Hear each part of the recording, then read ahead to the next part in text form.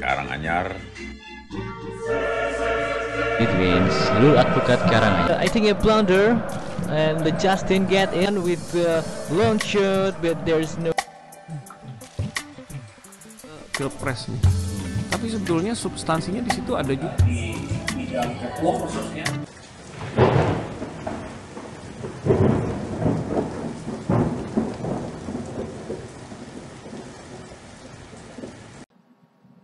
Halo Sobat di Balik Kalimantan semua, kembali lagi bersama saya, dan hari ini saya ada kisah tentang Kalimantan lagi, yaitu tentang seputaran Sungai Barito. Coba kita lihat nih kisahnya.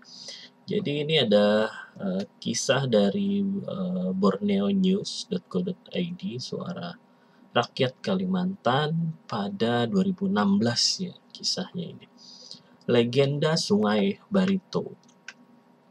Dikisahkan pada zaman dahulu di sebuah tumpung desa sangat kecil, hanya dihuni beberapa kepala keluarga. Di daerah Ngaju tinggal seorang janda dengan 2 orang anaknya. Anak yang tertua bernama Patih Laluntur, sedang seorang lagi bernama Patih Sasanggan. Dikarenakan usia yang telah uzur, sang ibu pun meninggal dunia, sehingga tinggallah 2 orang kakak beradik sudah menginjak usia remaja. Keduanya hidup rukun sampai tumbuh menjadi pemuda dewasa.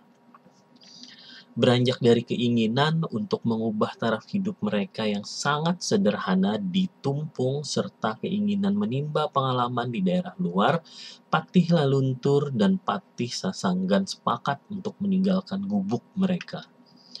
Dengan bekal seadanya, kedua kakak beradik itu berangkat mengembara tanpa tahu arah yang mesti dituju. Mereka mengembara ke luar masuk hutan belantara dan berharap segera bertemu dengan permukiman penduduk. Sekian lama mereka berkelana, tidak jua ditemukan adanya tanda-tanda kehidupan di daerah yang dilewati. Hanya semak belukar, pepohonan, dan berbagai satwa liar yang mereka jumpai. Bekal yang mereka bawa pun semakin menipis, tidak cukup untuk menempuh perjalanan tanpa batas. Untuk mengisi perut, mereka memakan hewan buruan yang dibakar, buah-buahan, umbi-umbian, dan pucuk-pucukan yang ditemui di sepanjang perjalanan.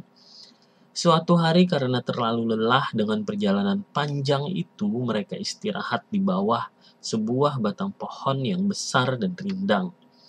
Patih Laluntur dan Patih Sasanggan tidur-tidur sambil menatap langit, melihat burung-burung berterbangan menari riang.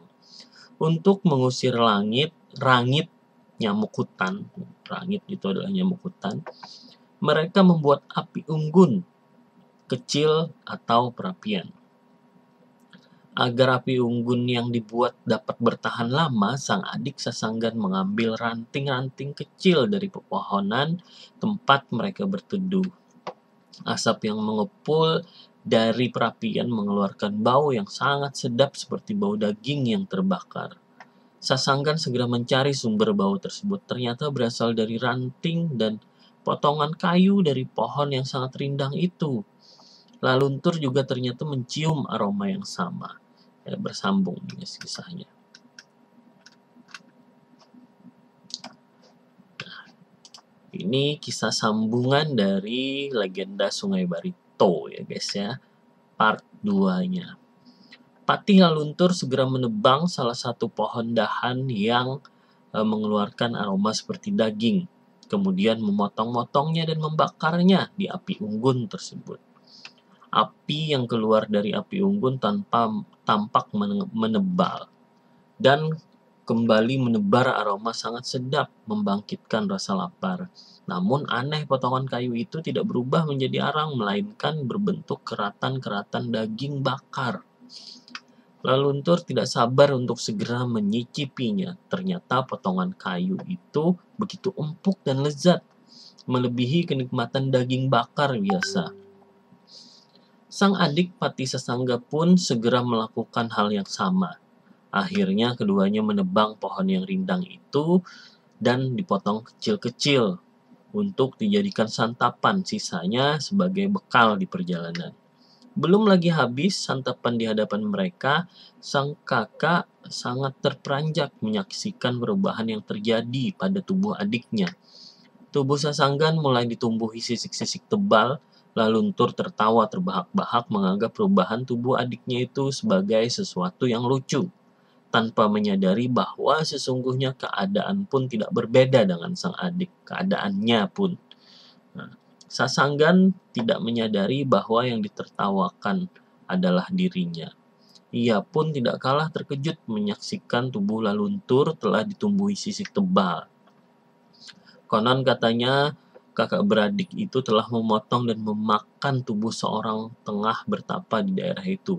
Tapi berbentuk pohon ya tubuh seorang pertapa ini. Tubuh itu telah berubah menjadi sebatang pohon sehingga tidak dapat dikenali lagi.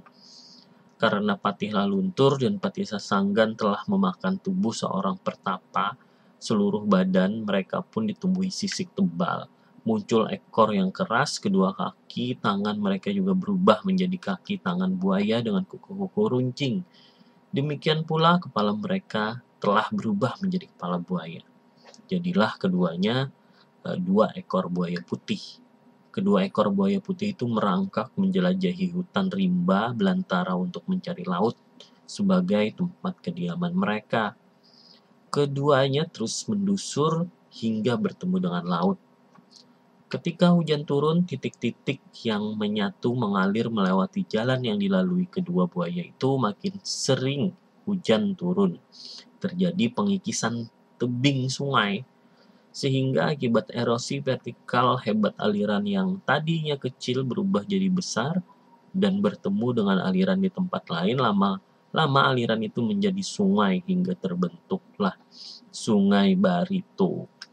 Nah, ini kisah terbentuknya Sungai Barito ya guys ya, ternyata dari 2 orang kakak beradik yang memakan daging ternyata seorang pertapa. Tapi anehnya pertapa itu berbentuk menjadi pohon, bahkan ada ranting-rantingnya. Dan kedua kakak beradik tersebut ditumbuhi sisik-sisik dan pada akhirnya menjadi seekor buaya. Kemudian kakak beradik itu merayap, merangkak atau mendusur tadi mencari tempatnya, yaitu laut atau di daerah muara. Dan bekas dia merangkak tadi menjadi sebuah sungai ternyata. Oke, baik. Terima kasih, itu cerita dari Kalimantan, legenda Sungai Barito. Terima kasih, jangan lupa like, komen, dan subscribe.